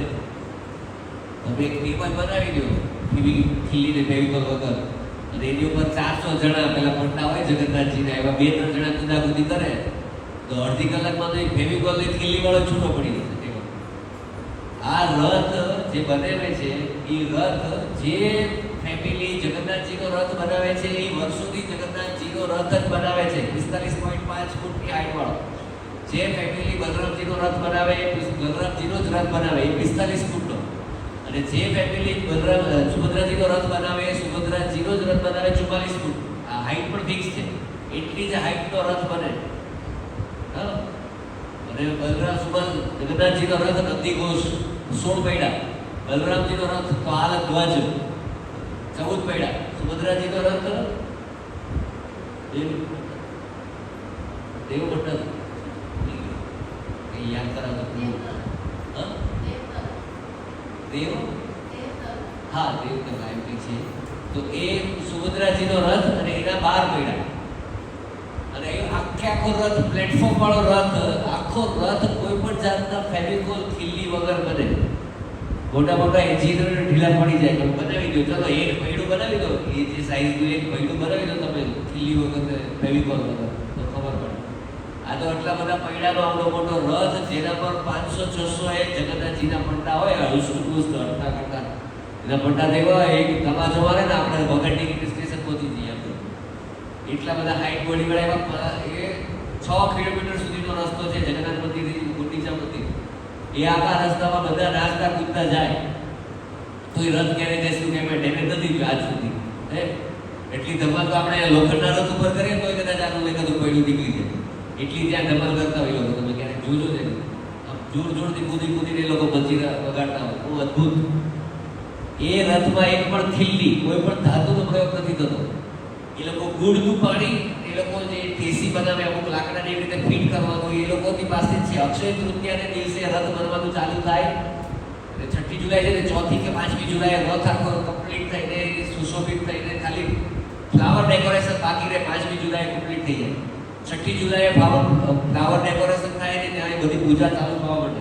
આખા રથની એટલી પૂજા થાય ત્યારે 7મી જુલાઈએ ભગવાન એના પર આરૂઢ થાય. એક દિવસ સુધી તો એ રથની પૂજા થતી હોય. રથના દરેક પૈડા પાસે જઈને પેલો પૂજારી આરતી કરતો હોય. તમે જ્યારે લાઈવ ટેલિકાસ્ટ જોશો દૂરદર્શનની ઉડિયા ચેનલને કન્ટિન્યુઅસ બતાવે રથની રીતે. અત્યારે પણ તમે જોઈ શકો, કોઈને કોઈ આખા દિવસમાં બતાવ્યા કરે. દૂરદર્શનની એક ચેનલ છે લાઈવ ટેલિકાસ્ટ બતાવે. અક્ષય તૃતીયાના દિવસથી 3 રથ બનવાના ચાલુ કરે. દરેક બધી અત્યારે ટીમ સામે હોય. એક ટીમ જે જગન્નાથજીનો રથ બનાવતી હોય, એક ટીમ બલરામજીનો રથ બનાવતી હોય, એક ટીમ સુભદ્રાજીનો રથ બનાવતી હોય. દિવસ રાત કામ કરે. એ પાછા એક જેટલું પ્લેટફોર્મ બને ને એટલે લોકો નાચવા માંડે કે જો અમારું પ્લેટફોર્મ થઈ ગયું. એટલે બીજો વધારે ઉત્સાહમાં એ લોકો બીજું પ્લેટફોર્મ બની જાય એટલે પેલો નાચવા માંડે. એવી અત્યારે રેસ લાગતી હોય. કમ્પ્લીટ રથ એ લોકોને 5 જુલાઈ સુધીમાં કમ્પ્લીટ કરવાનું. અને દર વર્ષે નવો રથ. ભગવાન જે લોકોએ પૈસા તરત નથી. તમે મર્સિડીઝ લ્યો, એક રાઉન્ડ મારી સળગાવો છે તમારી પાસે હિંમત કે નવી ગાડી લેવાની, 6 કિલોમીટર ચલાવવાની, 6 ને 6 12 કિલોમીટર આપો ને, 12 કિલોમીટર ચલાવી સળગાવી દેવાની છે. કોઈ નથી. જગન્નાથજીનો રથ સળગાવી દેવો એટલે કઈ રીતે સમજાવું. ગયા સાલનો, ગઈ વર્ષનો જે રથ હોય ને એનું એક પૈડું રહેવાનું ખાલી. અને અને ગુંડીચા મંદિર પર અત્યારે એ જ રથના લાકડા રેડી છે, રેડી બની ગયા હોય, એ બધા લાકડા ત્યાં હોય અત્યારે. ભગવાન જગન્નાથપુરી મંદિરથી ગુંડીચા મંદિર છે ત્યાં રહેવા જાય છે, ત્યાં 8 દિવસ રહે ને પછી એકાદશીના દિવસે પાછા આવતા રહે. તો ત્યાં ભગવાન માટે બધું લાકડાથી રસોઈ બને છે. તો અહીંયા પણ એક આખું મોટું કિચન છે, ત્યાં લાકડા છે. હવે ભગવાન ત્યાં ગયા તો ત્યાં લાકડા હોવા જોઈએ ને. તો ગયા વર્ષના જે 3 રથ હોય ને એના લાકડા ત્યાં હોય લાસ્ટ યરના. એટલે લાસ્ટ યરના 3 રથ તોડી નાખે અને એના લાકડાનો ઉપયોગ કરીને આ 8 દિવસની રસોઈ બને. એક પૈડું ખાલી રાખે. તમે ગુંડીચા મંદિરના પાછળના ભાગમાં જાઓ તો અસંખ્ય પૈડાઓ પડ્યા છે. કેટલી રથયાત્રા થઈ ગઈ, કેટલા બધા પૈડા તો અંદર જમીનમાં ઘૂસી ગયેલા છે. તમે ત્યાં ખોદો તો 10 લગભગ કે 2 કિલોમીટર સુધી પૈડા જ નીકળશે ખોદતા જાઓ તો. એટલા બધા પૈડા ત્યાં પડ્યા છે. તો એક પૈડું રાખે ને બાકીનો બધો આગલા વર્ષનો રથ હોય એ ત્યાં સળગાવવામાં આવે, એમાંથી રસોઈ બને. તો આજે ભગવાન ખાલી આમ બેઠે એક વખત અને પછી સળગાવી દે. આવડો મોટો રથ મર્સિડીઝ કરતા વધારે કોસ્ટલી, એના લાકડા આવીને પડ્યા હોય. તમે ક્યારેક જાન્યુઆરી ફેબ્રુઆરીમાં જાઓ ને તો ત્યાં એ રથ માટેના લાકડા પડ્યા હોય, એવડા મોટા લાકડા હોય, એનાથી રથ બનવાનો. જગન્નાથજીના નામોગલેવાની પણ બહુ બધી કથાઓ છે. તો મને કહેજો ભાઈ કઈ ઈશારો વિશારો કરજો, પછી મંગળા આરતી ખેંચી દે. તો આ છે જગન્નાથજી. જગન્નાથજીની જગન્નાથજીની એટલી બધી કૃપાઓ છે કે ભગવાન જગન્નાથજીની રથયાત્રા શું છે, આપણે લોકો છે ને થોડુંક એવું છે, રથયાત્રા એટલે મસ્ત ખાઈ પીને જલસા. સ્ટેશનથી નીકળે વચ્ચે રસ ને પેલું મગ ને જાંબુ ને તો બધું મળે જ ને. બાકી બધી વિશ્રામાં આગળ વડાપાવ હોય, કચોરી હોય, પછી પેલા જ્યુસ હોય, પછી પેલા રાતે ઢોકળાની રિક્ષા ચાલતી હોય. આપણા માઇન્ડ બધું ચાલે. પણ હકીકતમાં રથયાત્રા શું છે ખબર? સિરિયસ. તમને કદાચ પ્રભુજીએ પહેલું લેક્ચર તો એ સાંભળ્યું છે જગન્નાથજીના પ્રાગટ્ય. જગન્નાથજીનું સ્વરૂપ શું છે કે રાધાજીના જે ભગવાનના વિરહનું જે સ્વરૂપ જોઈને ભગવાનનો જે ચહેરો થઈ ગયો એ જગન્નાથજી છે. એટલે જ્યારે અક્રૂરજી ભગવાનને લઈ જવા માટે લઈ જતા હતા ત્યારે રાધાજીની જે ભાવદશા હતી એ ભાવદશાનું વર્ણન કરી રહ્યા છે રોહિણી માતાને. એ સાંભળીને જગન્નાથજીનો જે ચહેરો થઈ ગયો કે આંખ મોટી મોટી થઈ ગઈ, ગળું સુકાઈ ગયું, હાથ અંદર જતા રહ્યા, પગ અંદર જતા રહ્યા, પેટનો ભાગ અંદર ગયો ખાલી. તો એ જે સ્વરૂપ છે કે ભગવાનની આંખ એટલી મોટી થઈ ગઈ કે ભગવાનને કોઈ વ્યક્તિ આટલો પ્રેમ આટલો વિરહ લઈ લીધો હોય છે જેના વગર એક ક્ષણ પણ નથી રહેવું. રાધાજી એટલે જે વ્યક્તિને એક ક્ષણ પણ જેના વગર નથી રહેવું, એને ખબર હતી કે આવતા 100 વર્ષ સુધી મારે એના વગર રહેવાનું જ છે, જીવતા જ રહેવાનું, શરીર નથી જોડવાનું, જીવતા રહેવાનું છે 100 વર્ષ સુધી. શ્રીરામજીએ ભાઈએ શ્રાપ આપેલો લાંબી કથા. તો ખબર હતી રાધાજીને, એટલે રોહિણી માતા કહે છે કે કાચની કન્યા, એ કાચની કન્યા પથ્થર પર જાણે પાટા પચાડતી હોય એવી એકદમ નવયુવાન એક કહે છે રોહિણી માતા કે આજ સુધી એવી કોઈ કન્યા નથી જોઈ જેવું રાધાજીના રૂપનું વર્ણન છે. મને બહુ ભાવશે નહીં. રાધાજીના સૌંદર્યનું વર્ણન કેવી રીતે બતાવી શકાય કે 16,108 રાણી હતી ને ભગવાનની. 16,108 રાણીની 16,100 રાણી, 8 રાણી તો પટરાણી તો ભગવાને જ્યારે દ્વારકા લીલા પૂરી કરી તો દ્વારકા ડૂબી ગયું ત્યારે 8 પટરાણીઓ પણ ત્યારે શરીર છોડી દીધું. પણ 16,100 રાણી તો હતી. તો 16,100 રાણીની સુંદરતાને એક પાર્ટી ભર્યો ને એમાંથી એક કન્યા બનાવો ને તો એક પટરાણી એટલી સુંદર હતી. અને એ બધી પટરાણીને પણ સુંદરતા ભેગી કરો ને તો એમાંથી એક પટરાણી બનાવો ને તો રૂકમણીજી એટલા સુંદર હતા. પણ રૂકમણીજીની સુંદરતા 30 લાખ ગોપીઓ આગળ કઈ નહીં. 3 કરોડ ગોપીઓ છે, મુખ્ય 30 લાખ ગોપીઓ આગળ રૂકમણીની સુંદરતા પણ કઈ ના કહેવાય. 30 લાખ ગોપીમાંની એક ગોપી એટલી સુંદર હતી. 30 લાખ ગોપીઓ પર 200 મંજરીઓ હતી. 30 લાખ ગોપીઓની સુંદરતાનું એક પાર્ટી બનાવી દો તમે, એમાંથી એક કન્યા બનાવો તો એક મંજરી એટલી સુંદર હતી. એક મંજરી, રૂપ મંજરી, લવંગ મંજરી, બધી મંજરીઓ હતી. અને એક મંજરી એવી 200 મંજરીને ભેગી બધી સુંદરતાનું એક તળાવ બનાવો ને એમાંથી એક સખી બનાવો તો અષ્ટ સખીમાંથી એક સખી એટલા સુંદર હતા. એ અષ્ટ સખીમાં પણ લલિતા વિશાખાજી સૌથી શ્રેષ્ઠ.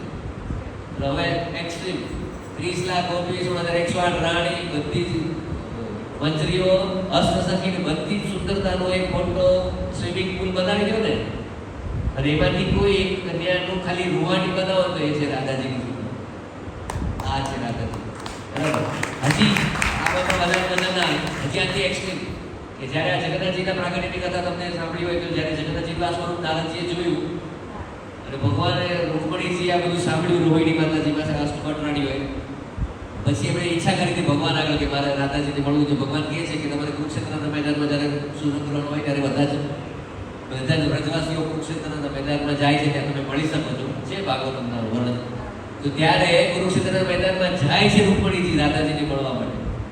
અને જે દિવસે રૂકમણીજી પહેલી વખત રાજાજીના કક્ષમાં પ્રવેશ કરે છે, હજી જોયા નથી એમણે રાધાજીના કક્ષમાં પ્રવેશ કરે છે તો એકદમ કૃષ્ણમય વાતાવરણ, કૃષ્ણ રોમમાંથી કૃષ્ણ, એમના શરીરમાંથી કૃષ્ણનો અવાજ આવે અને ત્યારે ત્યાં જઈને જોવે છે તો રાધાજી ત્યારે વિશ્રામમાં હોય છે, તો સૂતા હોય. ભગવાને આપેલી કાળી કમળી ઓઢી હોય. જ્યારે અપૂરજી લેવા આવ્યા હતા ને ત્યારે વાંસળીને જે કાળી જે કમળી હતી એમને આપી દીધી હતી રાધાજીને. રાધાજી એ જ ધારણ કરતા હતા. તો રાધાજી એ ઓઢીને સૂતા હોય છે. તો રૂકમણીજી એ રૂમમાં પ્રવેશ કરે છે ત્યારે રાધાજી થોડું પગ હલાવે છે ને તો રાધાજીના પગના અંગૂઠાનો નખ ખાલી નખની આ બાજુ હોય ને રૂકમણીજી મૂર્છિત થઈ જાય. રાધાજીના પગના અંગૂઠાનો નખચંદ્ર એ નખચંદ્રની આભા જોવે છે ને ત્યારે રૂકમણીજી ત્યાં મૂર્છિત એકદમ પેલું કે ઝાડ નીચે પડે ને પડી જાય. એ પડવાના અવાજથી રાધાજી જાગી જાય કે શું થયું. રાધાજી જાગી જાય, રૂકમણીજીને લઈને પલંગ પર બેસાડીને પાણી છાંટે. આ સુંદરતા રૂકમણીજી થોડી વાર તો જોઈ જ રાધાજી સકળ વંગળ આગોથી એકદમ મોટી ગોળ ગોળ આગોથી રાધાજી રૂપ વર્ણન.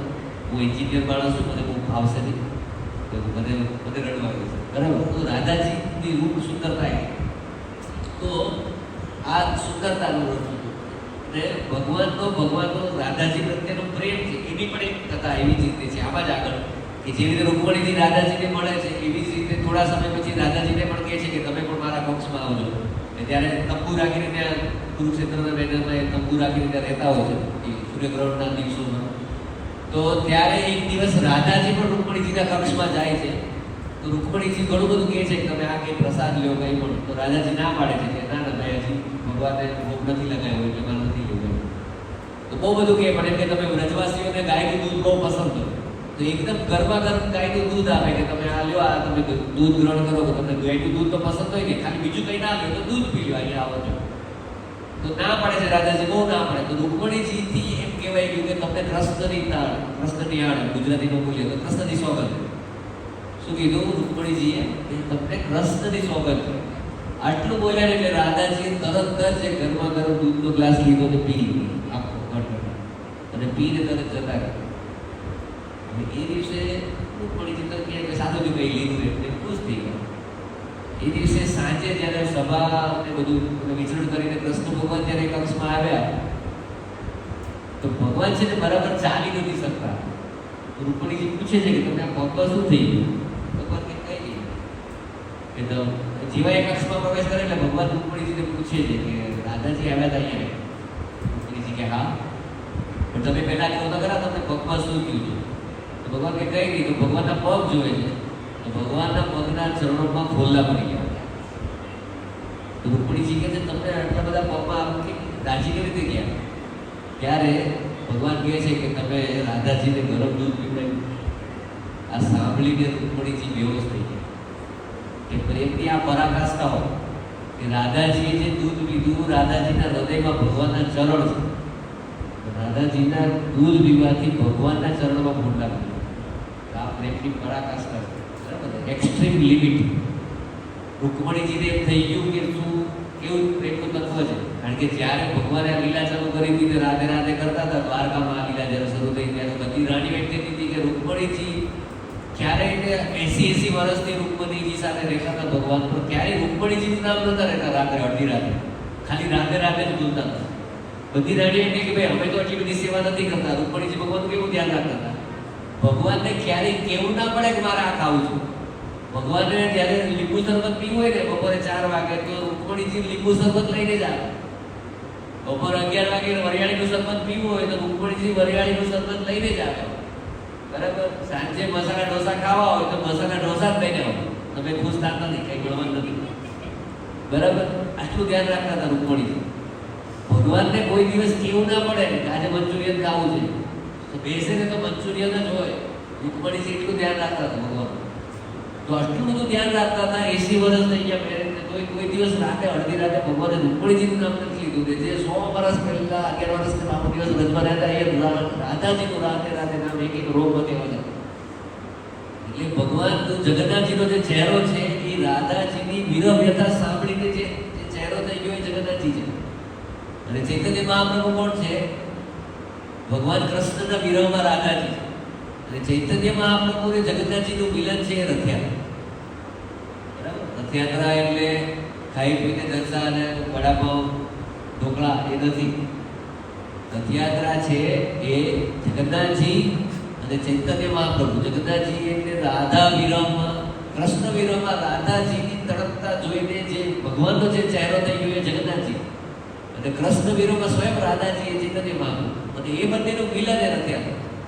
જ્યારે ચૈતન્ય મહાપ્રભુ સૌથી પ્રથમ વખત જગન્નાથ રથયાત્રા જોઈને રથ જ્યારે એ ગ્રાન્ડ રોડ પર આવતા હતા એ રથને જ્યારે જગન્નાથ પહેલી વખત જોયા હતા ચૈતન્ય મહાપ્રભુ ત્યારે જગ જગ જગ જગત જગત જગત જગત જગન્નાથ નહોતું બોલાતું. ચૈતન્ય મહાપ્રભુથી જગન્નાથ શબ્દ નહોતો બોલાતો. જગા જગ જગ જગ જગા જગા ચૈતન્ય ચરિતામૃતમાં પણ લખેલું છે.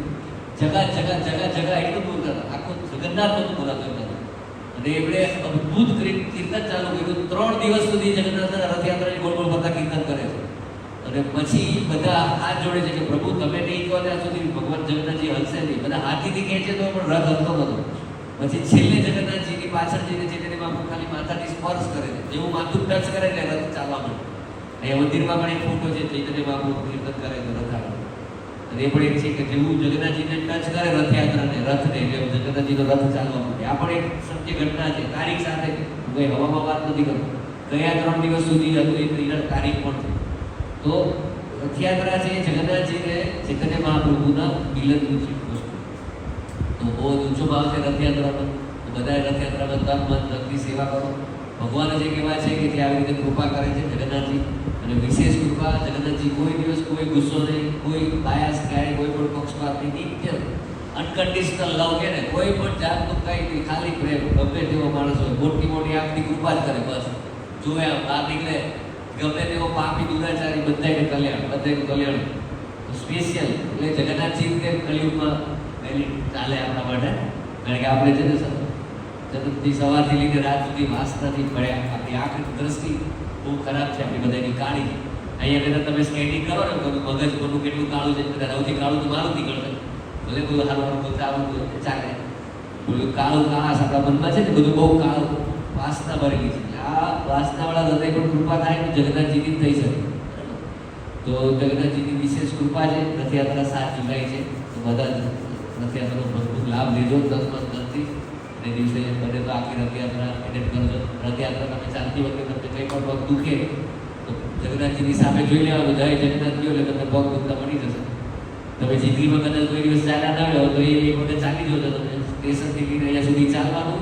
પછી અહીંયા આવીને બહુ ભીડ છે પ્રસાદ નથી લેવો ના. અહીંયા આવીને તમને જે ખીચડી પેલું ફાડા લાપસી જે હશે એ બેસીને પ્રસાદ લેવાનો. પરોઠી વાળી તમે પરોઠી વાળીનો પ્રસાદ લઈને પાણી પીજો. પછી તમારો પગ દુખતા હોય તો મને ફોન કરો તો નંબર આપી દેજો. નહીં દુખે ગેરંટી. એ દિવસે ભગવાનના પગ બહુ દુખતા હોય, બધાના દુઃખ લઈ લે ભગવાન. જય જગન્નાથ. કોઈનો કઈ પ્રશ્ન તો પૂછી શકે કે ચાલુ રાખો ને.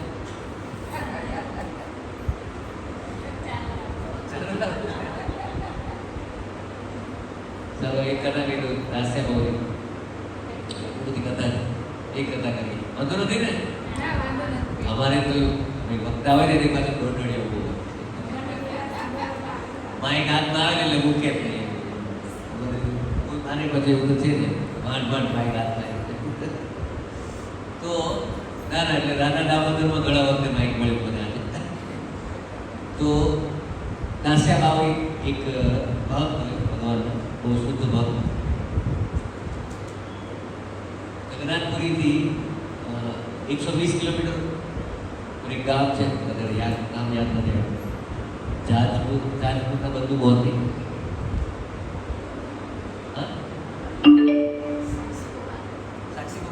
साक्षी गोपाल दास्या बावरी. तो दास्या बावरी ने आप पूरी से हो क्षमा करना, मेरे से कुछ गलती हो रहा है तो क्षमा कर देना. आप कैसे ચરણો में प्रणाम। तो દાસ્યા બાવરી એ છે તે ગમછો બનાવે એ રેસાથી ગમછો બનાવવાનું કાર્ય હોય। तो आप हिंदी में बोलो तो समझ सकते हो, गुजराती चलेगा।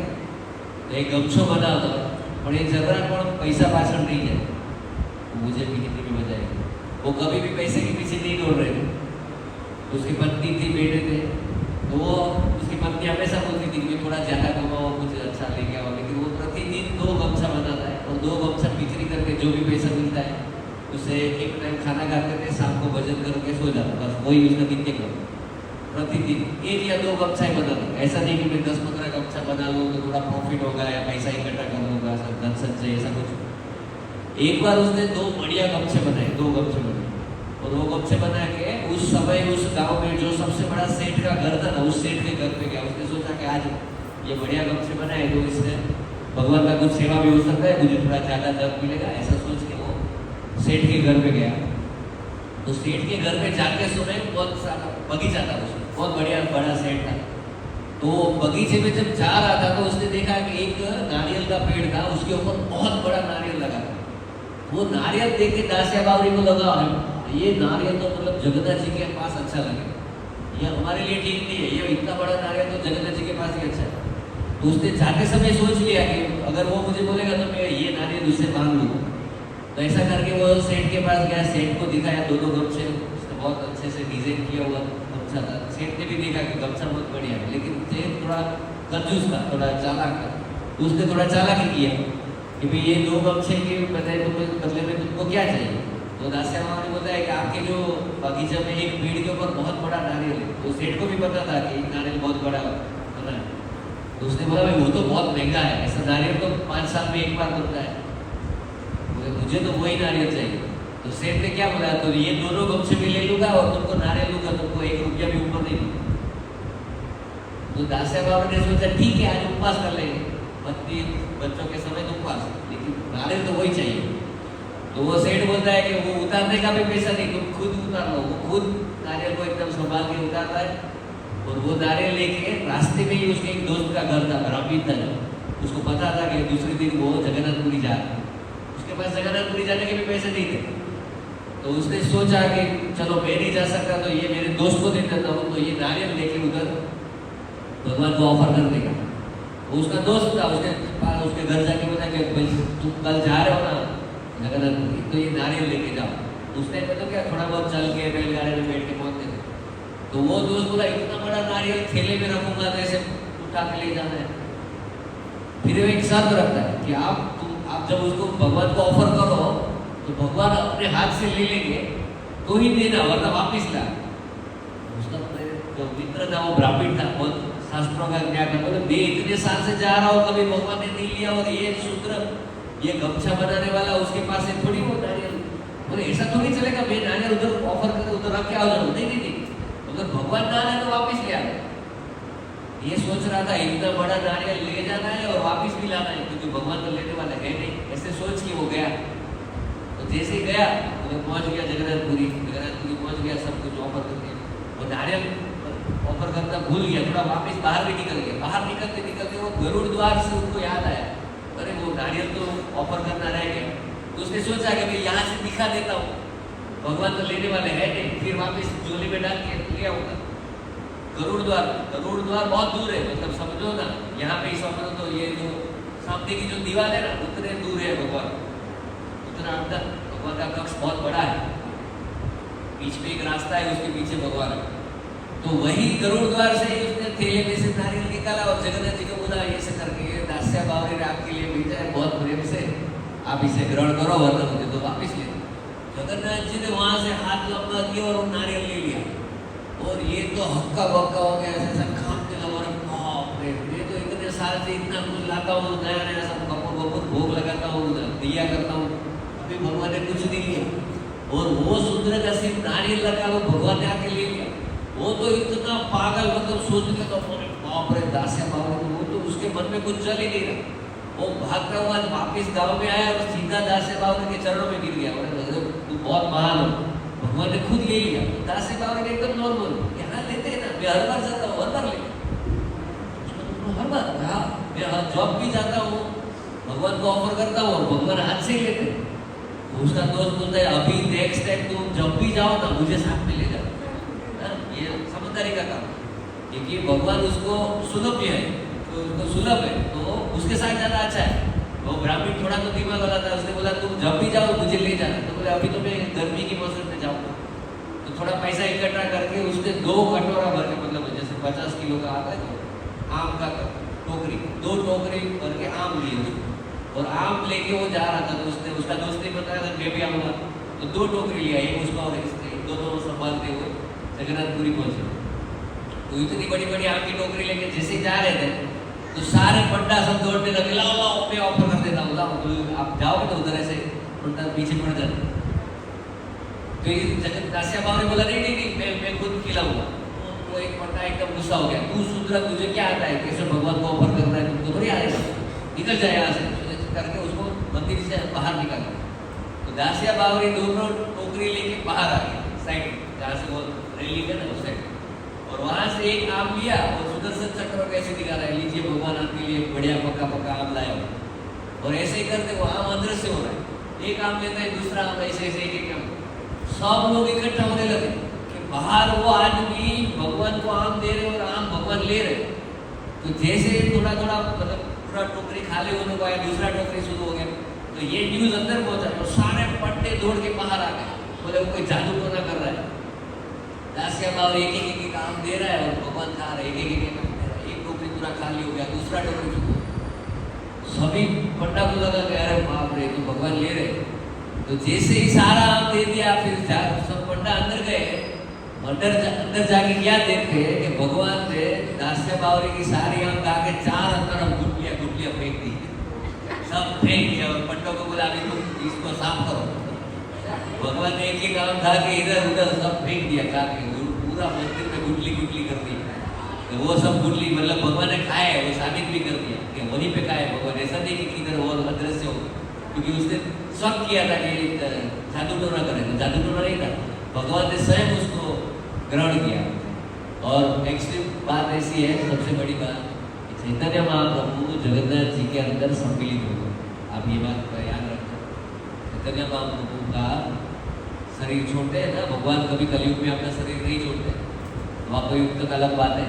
कलयुग में भगवान विथ बॉडी रिटर्न जाते हैं, भगवान चैतन्य महाप्रभु जगन्नाथ जी के शरीर में ही समा, ठीक है।